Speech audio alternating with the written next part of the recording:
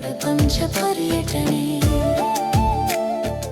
ಈಗಾಗಲೇ ಸರ್ಕಾರ ಏನು ಕ್ರಮ ಕೈಗೊಂಡಿದ್ದಾರೆ, ಇದರ ವಿರುದ್ಧ ತಾವು ಈಗಾಗಲೇ 470 ದಿನಗಳ ಕಾಲ ಹೋರಾಟವನ್ನ ಮಾಡಿದಿರಿ. ಸರ್ಕಾರ ಆಟಕ್ಕೆ ಬಿದ್ದಂಗೆ ಇಲ್ಲ, ನಾವು ಬಿಡಕ್ ಆಗೋದಿಲ್ಲ, ನಾವು ಮಾಡೇ ಮಾಡ್ತೀವಿ ಅನ್ನೋ ಆಟದಲ್ಲಿ ತಮ್ಮ ಹಠಮಾರಿತನವನ್ನ ಮುಂದುವರಿಸಿದ್ದಾರೆ. 9 ಗ್ರಾಮಗಳ ಪೈಕಿ 7,400 ಎಕರೆ ಪ್ರದೇಶವನ್ನ ಸರ್ಕಾರ ಮುಟ್ಟುಗೋಲು ಹಾಕೊಳ್ಳುವ ಪ್ರಕ್ರಿಯೆ ಕೆಳಗಡೆ 500 ಎಕರೆಯನ್ನ ಅಂತಿಮ ಅಧಿಸೂಚನೆಯನ್ನ ಜಾರಿಗೆ ತಂದಂಗೆ ಆಗಿದೆ. ನಾನು ಸರ್ಕಾರಕ್ಕೆ ಹೇಳೋ ಮಾತು ಏನಂದ್ರೆ, ಮಾನ್ಯ ಶಿವಕುಮಾರ್ ಅವರೇ, ತಾವು ಅಟಕ್ ಬೀಳೋದು ಬೇಡ. ರೈತರು ಯಾವುದೇ ಕಾರಣಕ್ಕೆ ನಿಮ್ಮ ಶತ್ರುಗಳು ಅಲ್ಲ, ಅವರಿಗೆ ನೀವು ಶತ್ರುಗಳು ಅಲ್ಲ. ನಿಮ್ಮ ರಾಜಕೀಯ ವೈಷಮ್ಯಗಳಿದ್ರೆ ರಾಜಕೀಯದಲ್ಲೇ ಇರಲಿ. 2013 ಕಾಯ್ದೆಯನ್ನ ಮುಂದುವರಿಸ್ಬೇಕು ನೀವು. ಶಿವಕುಮಾರ್ ಮತ್ತೆ ಕುಮಾರಸ್ವಾಮಿ ಇಬ್ರು ಸೇರಿ ಆ 13 ಕಾಯ್ದೆಗೆ ತಿದ್ದುಪಡಿಯನ್ನ ತಂದು ಇವತ್ತು ರೈತರು ಭೂಮಿಯನ್ನ ಸ್ವಾಧೀನಪಡಿಸಿಕೊಳ್ಳುವಂತ ಒಂದು ತಿದ್ದುಪಡಿಯನ್ನ ಕರ್ನಾಟಕ ರಾಜ್ಯದಲ್ಲಿ ಜಾರಿಗೆ ತರಲಿಕ್ಕೆ ನೀವಿಬ್ರು ಕೂಡ ಪ್ರಮುಖ ಕಾರಣಕರ್ತರು. ಮುಖ್ಯಮಂತ್ರಿ ಇರುವಾಗ ಮಾನ್ಯ ಕುಮಾರಸ್ವಾಮಿ ಅವರು ತಾವು ಜಾರಿಗೆ ತಂದ್ರಿ. ನಮ್ಮ ಪೂರ್ವಿಕರು 61ರ ಭೂ ಸುಧಾರಣಾ ಕಾಯ್ದೆ ಕೆಳಗಡೆ ರೈತನ ಭೂಮಿಯನ್ನ ರೈತರಲ್ಲದವರು ಪ್ರವೇಶ ಮಾಡಬಾರ್ದು ಅಂತ ಹೇಳಿ ಕಾನೂನು.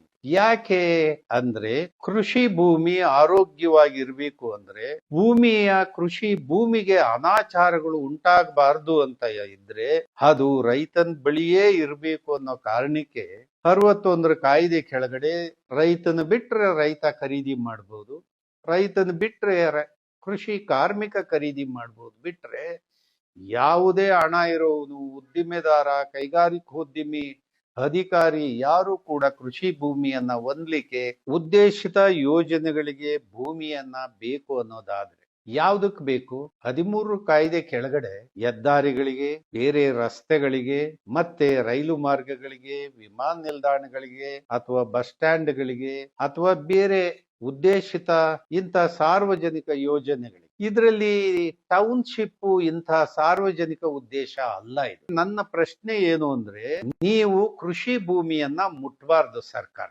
ಅದು ನಿಮ್ಮ ಸರ್ಕಾರ ಇರ್ಲಿ, ಯಾವುದೇ ಸರ್ಕಾರ ಬರ್ಲಿ, ಸರ್ಕಾರವನ್ನ ನಾವು ಆಯ್ಕೆ ಮಾಡಿರೋ ಉದ್ದೇಶ ಏನು?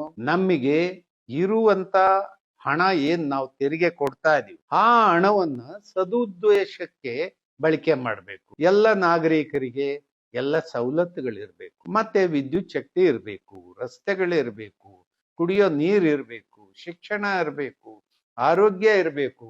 ಇದು ಎಲ್ಲದನ್ನ ಪ್ರತಿಯೊಬ್ಬ ಕಟ್ಟ ಕಡೆಯ ನಾಗರಿಕನವರೆಗೆ ತಲುಪಬೇಕು. ಇದನ್ನ ಜೋಪಾನವಾಗಿ ಮಾಡಿ ಅನ್ನೋದನ್ನ ನಿಮ್ ಕೈಗೆ ಹಣ ಮತ್ತೆ ಅಧಿಕಾರವನ್ನ ಕೊಟ್ಟಿದೀವಿ. ನೀವೇನ್ ಮಾಡ್ತಾ ಇದ್ದೀರಿ? ನೀವು ಅತಿಕ್ರಮ ಮಾಡ್ಲಿಕ್ಕೆ ಪ್ರಯತ್ನ ಮಾಡ್ತಾ ಇದ್ದೀರಿ. ಈ ಅತಿಕ್ರಮದ ಕಾರ್ಯಕ್ರಮಗಳನ್ನ ನೀವು ಸರಿಯಾದ ಬೆಳವಣಿಗೆ ಅಲ್ಲ, ಇದು ನಿಲ್ಲಿಸ್ಬೇಕು. ಯಾಕೆ ಅಂದ್ರೆ, ನೀವು ಕೊಟ್ಟಂತ ಉದ್ದೇಶ ಜನ ಏನ್ ಅಧಿಕಾರ ಕೊಟ್ಟಿದರೋ ಆ ಕಡೆ ನಿಮ್ಮ ಗಮನ ಇರಿ. ಈಗ ನಿಮ್ ಕೆಲ್ಸ ನೀವು ಮಾಡ್ಬೇಕು.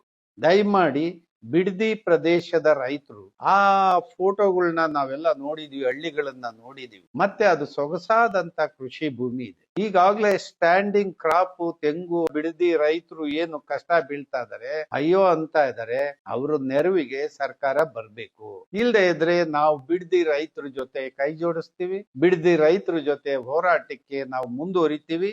ಸರ್ಕಾರ ಈ ಯೋಜನೆಯನ್ನ ಕೈಬಿಡಿ ಮತ್ತು ರೈತರು ನಿರಂತರವಾದ ಹೋರಾಟ ಮುಂದುವರಿಲಿ. ಬಿಡದಿ ರೈತರ ಜೊತೆ ನಾವಿದೀವಿ. ಹೋರಾಟಕ್ಕೆ ಜಯವಾಗ್ಲಿ, ರೈತರಿಗೆ ಜಯ ಬರ್ಲಿ. ನಮಸ್ತೆ ಬಿಡದಿ ರೈತರಿಗೆ, ರೈತ ಬಾಂಧವರೇ, ಈಗಾಗಲೇ ಸರ್ಕಾರ ಏನು ಕ್ರಮ ಕೈಗೊಂಡಿದ್ದಾರೆ, ಇದರ ವಿರುದ್ಧ ತಾವು ಈಗಾಗಲೇ 470 ದಿನಗಳ ಕಾಲ ಹೋರಾಟವನ್ನ ಮಾಡಿದಿರಿ. ಸರ್ಕಾರ ಆಟಕ್ಕೆ ಬಿದ್ದಂಗೆ ಇಲ್ಲ, ನಾವು ಬಿಡಕ್ ಆಗೋದಿಲ್ಲ, ನಾವು ಮಾಡೇ ಮಾಡ್ತೀವಿ ಅನ್ನೋ ಆಟದಲ್ಲಿ ತಮ್ಮ ಹಠಮಾರಿತನವನ್ನ ಮುಂದುವರಿಸಿದ್ದಾರೆ. ಇದು ಆಗೋದ್ ಬೇಡ. ಈಗಾಗಲೇ 9 ಗ್ರಾಮಗಳ ಪೈಕಿ ಸುಮಾರು 7,400 ಎಕರೆ ಪ್ರದೇಶವನ್ನ ಸರ್ಕಾರ ಈಗಾಗಲೇ ಮುಟ್ಟುಗೋಲು ಹಾಕೊಳ್ಳುವ ಪ್ರಕ್ರಿಯೆ ಕೆಳಗಡೆ ಈಗಾಗಲೇ 500 ಎಕರೆಯನ್ನ ಅಂತಿಮ ಅಧಿಸೂಚನೆಯನ್ನ ಜಾರಿಗೆ ತಂದಂಗೆ ಆಗಿದೆ. ಬಂಧುಗಳೇ, ನಾನು ಸರ್ಕಾರಕ್ಕೆ ಹೇಳೋ ಮಾತು ಏನಂದ್ರೆ, ಮಾನ್ಯ ಶಿವಕುಮಾರ್ ಅವರೇ, ತಾವು ಅಟಕ್ ಬೀಳೋದು ಬೇಡ. ರೈತರು ಯಾವುದೇ ಕಾರಣಕ್ಕೆ ನಿಮ್ಮ ಶತ್ರುಗಳು ಅಲ್ಲ, ಅವರಿಗೆ ನೀವು ಶತ್ರುಗಳು ಅಲ್ಲ. ನಿಮ್ಮ ರಾಜಕೀಯ ವೈಷಮ್ಯಗಳಿದ್ರೆ ರಾಜಕೀಯದಲ್ಲೇ ಇರಲಿ, ರೈತರ ವಿಷಯದಲ್ಲಿ ಬರೋದು ಬೇಡ. ಮೊದಲನೇದಾಗಿ ಸರ್ಕಾರಕ್ಕೆ ಒಂದು ಮಾತು ಹೇಳ್ತಾರೆ, 2013 ಕಾಯ್ದೆಯನ್ನ ಮುಂದುವರಿಸ್ಬೇಕು. ನೀವಿಬ್ರು ಸೇರಿ, ಶಿವಕುಮಾರ್ ಮತ್ತೆ ಕುಮಾರಸ್ವಾಮಿ ಇಬ್ರು ಸೇರಿ ಆ 13 ಕಾಯ್ದೆಗೆ ತಿದ್ದುಪಡಿಯನ್ನ ತಂದು ಇವತ್ತು ರೈತರು ಭೂಮಿಯನ್ನ ಸ್ವಾಧೀನಪಡಿಸಿಕೊಳ್ಳುವಂತ ಒಂದು ತಿದ್ದುಪಡಿಯನ್ನ ಕರ್ನಾಟಕ ರಾಜ್ಯದಲ್ಲಿ ಜಾರಿಗೆ ತರಲಿಕ್ಕೆ ನೀವಿಬ್ರೂ ಕೂಡ ಪ್ರಮುಖ ಕಾರಣಕರ್ತ. ತಾವು ಮುಖ್ಯಮಂತ್ರಿ ಇರುವಾಗ ಮಾನ್ಯ ಕುಮಾರಸ್ವಾಮಿ ಅವರು ತಾವು ಜಾರಿಗೆ ತಂದ್ರಿ. ಇದು ಒಳ್ಳೇದು ತಪ್ಪು ಅಂತ ಹೇಳಿ ನೀವು ಬಿಡುವಾಗಿದ್ದಾಗ ನಮ್ಮನ್ನಾದ್ರೂ ಕರೀರಿ, ಅಥವಾ ನಾವೇ ಕರೆದ್ರು ತಾವು ಮುಕ್ತ ಮನಸ್ಸಿನಿಂದ ಬಂದು ಭಾಗವಹಿಸಿ. ನಾನು ಈಗ ಹೇಳೋದು ಏನು ಅಂದ್ರೆ, ಮುಖ್ಯವಾಗಿ ನಮ್ಮ ಪೂರ್ವಿಕರು 61ರ ಭೂ ಸುಧಾರಣಾ ಕಾಯ್ದೆ ಕೆಳಗಡೆ ರೈತನ ಭೂಮಿಯನ್ನ ರೈತರಲ್ಲದವರು ಪ್ರವೇಶ ಮಾಡಬಾರ್ದು ಅಂತ ಹೇಳಿ ಕಾನೂನು. ಯಾಕೆ ಅಂದ್ರೆ, ಕೃಷಿ ಭೂಮಿ ಆರೋಗ್ಯವಾಗಿರ್ಬೇಕು ಅಂದ್ರೆ ಕೃಷಿ ಭೂಮಿಗೆ ಅನಾಚಾರಗಳು ಉಂಟಾಗಬಾರ್ದು ಅಂತ ಇದ್ರೆ ಅದು ರೈತನ ಬಳಿಯೇ ಇರ್ಬೇಕು ಅನ್ನೋ ಕಾರಣಕ್ಕೆ 61ರ ಕಾಯ್ದೆ ಕೆಳಗಡೆ ರೈತನ ಬಿಟ್ರೆ ರೈತ ಖರೀದಿ ಮಾಡ್ಬೋದು, ರೈತನ ಬಿಟ್ರೆ ಕೃಷಿ ಕಾರ್ಮಿಕ ಖರೀದಿ ಮಾಡ್ಬೋದು, ಬಿಟ್ರೆ ಯಾವುದೇ ಹಣ ಇರೋನು ಉದ್ದಿಮೆದಾರ, ಕೈಗಾರಿಕೋದ್ಯಮಿ, ಅಧಿಕಾರಿ ಯಾರು ಕೂಡ ಕೃಷಿ ಭೂಮಿಯನ್ನ ಹೊಂದಲಿಕ್ಕೆ ಕಾನೂನು. ಉದ್ದೇಶಿತ ಯೋಜನೆಗಳಿಗೆ ಭೂಮಿಯನ್ನ ಬೇಕು ಅನ್ನೋದಾದ್ರೆ ಯಾವ್ದಕ್ ಬೇಕು? 13 ಕಾಯ್ದೆ ಕೆಳಗಡೆ ಹೆದ್ದಾರಿಗಳಿಗೆ, ಬೇರೆ ರಸ್ತೆಗಳಿಗೆ, ಮತ್ತೆ ರೈಲು ಮಾರ್ಗಗಳಿಗೆ, ವಿಮಾನ ನಿಲ್ದಾಣಗಳಿಗೆ, ಅಥವಾ ಬಸ್ ಸ್ಟ್ಯಾಂಡ್ಗಳಿಗೆ, ಅಥವಾ ಬೇರೆ ಉದ್ದೇಶಿತ ಇಂಥ ಸಾರ್ವಜನಿಕ ಯೋಜನೆಗಳಿಗೆ. ಇದರಲ್ಲಿ ಟೌನ್ಶಿಪ್ ಇಂಥ ಸಾರ್ವಜನಿಕ ಉದ್ದೇಶ ಅಲ್ಲ. ಇದು ಟೌನ್ಶಿಪ್ ಅನ್ನೋದು ಯಾರೋ ಉಳ್ಳವರಿಗೆ ಬಹಳ ಸುಂದರವಾಗಿ, ಬಹಳ ಅಲಂಕಾರಿತವಾಗಿ ನೀವು ತಯಾರು ಮಾಡಿ ಕೊಡ್ಲಿಕ್ಕೆ ಇಲ್ಲೊಂದು ಬಿಡದಿಯಲ್ಲಿ ಟೌನ್ಶಿಪ್, ಅಲ್ಲೊಂದು ಡವಾಸ್ಪೇಟೆ ಹತ್ರ ಹೈಟೆಕ್ ಸಿಟಿ, ಹಿಂಗೆಲ್ಲ ಮಾಡಕ್ ಹೊರಟಿದಿರಿ. ಇದು ನಾಗರಿಕರ ಎಲ್ಲರಿಗೂ ಕೂಡ ಅನುಭವಿಸುವಂತ ಹಕ್ಕು ಅಥವಾ ಅವಕಾಶ ಇದರಲ್ಲಿ ಯಾರಿಗೂ ಇಲ್ಲ. ಇದು ಕೇವಲ ಕೆಲವೇ ಜನರಿಗೆ ಸೀಮಿತವಾದಂತ ಕಾರ್ಯಕ್ರಮಗಳು ಇದು.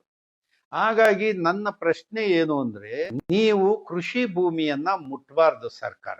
ಅದು ನಿಮ್ಮ ಸರ್ಕಾರ ಇರ್ಲಿ, ಯಾವುದೇ ಸರ್ಕಾರ ಬರ್ಲಿ, 100 ವರ್ಷಕ್ಕೆ ಬರ್ಲಿ, 500 ವರ್ಷಕ್ಕೆ ಬರ್ಲಿ, 1000 ವರ್ಷಕ್ಕೆ ಜನಾಂಗ ಇದ್ರೂ ಕೂಡ ಅವ್ರಿಗೂ ಇದೇ ಕೃಷಿ ಭೂಮಿ ಅನ್ನವನ್ನ ಉತ್ಪಾದನೆ ಮಾಡಬೇಕು.